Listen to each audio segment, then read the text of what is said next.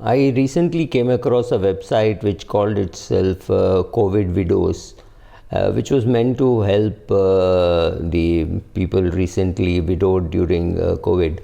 I do agree it's a good concept and it is necessary, but I would have happily named it COVID Singles because as many women have also died, which means a lot of men have been left out single. So it may sometimes be more difficult for a man to cope up with the loss of a wife, though the financial loss may not be very high because he may still be earning. For women, they have to worry on two counts. One is on their personal front and one is on the personal financial front, because if they don't have adequate assets to live off, whether they'll have to live with the children, whether they will have to work again, depending on their age. I mean, a 44-year-old widow may not have enough money to live for the rest of her life. So she may have to work for another 10, 12 years before she is able to put together a corpus.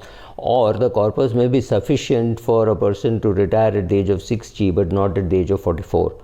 Or if the children are still too young, for a 44-year-old, there's a good chance that your kids are still in school or college and they are not earning. So which means you don't really have too much of a luxury of asking the children whether they could live, whether she could live with them. She in fact needs to earn to support them also.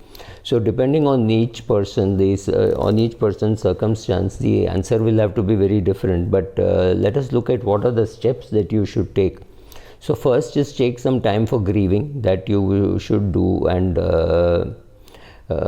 try to seek the help of a person who has recently lost their spouse. It is possible to find some friend or relative with whom you can actually relate and see how they coped with it, and talk to them, because I do think when others come and tell you, I know how you feel and things like that, you may not agree with how you feel and what they are telling you, right? So seek somebody's help, somebody who has recently gone through widowhood, or somebody who's lost their wife and is a bachelor back to being a widower bachelor, and ask him how he is coping with it, right? So there will of course be a sense of emptiness, especially if you've been in love and been very caring towards each other. Then there is a chance that you will miss that person even more, but you have got to know that you have to go on with things. So make sure that you start doing the documentation very well. Other than that, don't tuck in your emotions and hope that things will improve. Of course things will improve. Of course you have to hope that things will improve, but don't tuck in your emotions. Go and talk to people. Maybe after 2-3 months, start taking a vacation. Be socially active. It's not that you're going to get into a date and look for a spouse. Maybe you're not looking for a spouse and you're clear that you're not looking for a spouse, but be socially active. There is nothing which says you should not go and meet other people. Maybe you don't want to go to a party, but meeting individually is still fine. Normally it is your siblings or your children who would be of great support, but it could also be a friend, especially a friend in a similar predicament, right?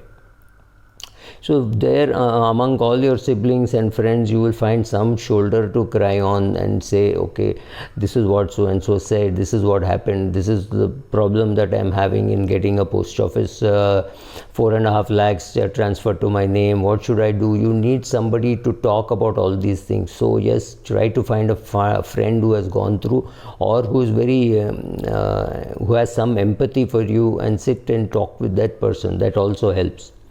You think everybody around you comes and offers help and wants to help, that's fine. Some people can do it, some people can't do it, right? It is always fine to have some new friends. It's always fine to kick out friends with whom you were not friends, but it was your husband's friends, right? Or your wife's friends. So it's nice to put them out of your life, especially if you do not want to do some of the activities. Let us say your husband was a runner and many of your friends are runners, but running is not something which you enjoyed. I think it's time to go and clear off those relationships, saying, well, I don't need them, right? That's a fact.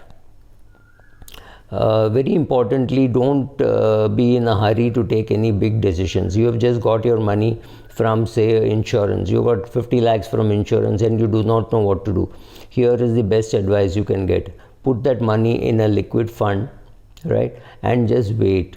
You don't need to be in a hurry to invest. It can even be ultra short bond fund. See the rate of return that you're getting in overnight fund, liquid fund, ultra short bond fund, and any other fund that you want to look at in the same genre, which does not have any entry load and exit load. Keep your money there.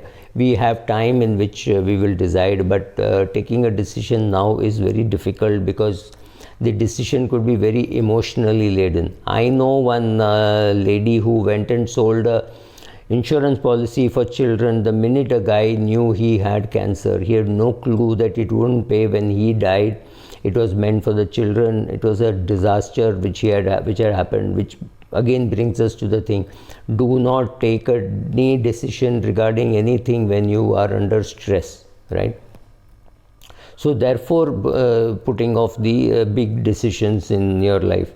Get all your paperwork done, get your house, like they say, get your house in order. Whomever you have to sit and talk and decide how to get rid of some of the estate which your husband has left.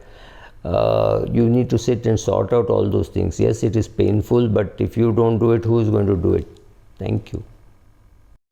Some more things which I would like to add is start on an exercise routine. If you already had it, don't discontinue. Maybe discontinue for a week or something when people are coming and visiting you. After that, go and hit the gym. If you were never a gym person, and I would still suggest walking for pretty long periods of time, because somehow walking opens up your mind, and you suddenly know that you have some purpose in life and you're doing that, right? It may actually help you reduce weight also, but that's not the purpose here. The purpose here is to calm yourself. If you can be calmed only by going to the gym, please start going to the gym. That's very important. Don't stay social, have friends, but it doesn't mean you should not find time for yourself. Right? If you are employed, you may have to go back to your job. I'm assuming if you are not employed, then the question is you're going to look for some activity, right? Very importantly, don't take to alcohol suddenly and hit the bottle, so to say, right? Don't do things like that. Don't do anything which is, don't get into gambling and things like that, which can be very interesting to look at, but can completely ruin you, right? Thank you.